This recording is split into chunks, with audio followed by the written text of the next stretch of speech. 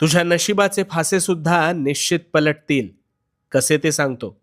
आता प्रामाणिकपणे शांत चित्ताने ऐक. तुझे प्रश्न सुटतील. सगळ्यात आधी एक गोष्ट ध्यानात घे. नवीन वर्षात तू जुनाच राहिलास तर तुझ्या आयुष्यात काहीच नवीन घडणार नाही. गोंधळलास ना? आता एक गोष्ट ऐक.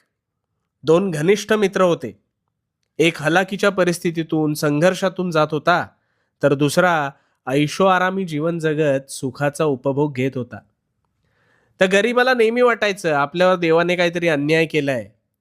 पण हा श्रीमंत मात्र कधीही उठायचा, कधीही झोपायचा, आयते अरबट चरबट खायचा. काही वर्ष सरली. गरीब मेहनत करत होता, पण त्या मेहनतीला बळ आलं आणि त्याच्या घरी लक्ष्मी नांदू लागली. तर दुसरीकडे संपत्ती असून सुद्धा श्रीमंत मुलाला शारीरिक हालचाल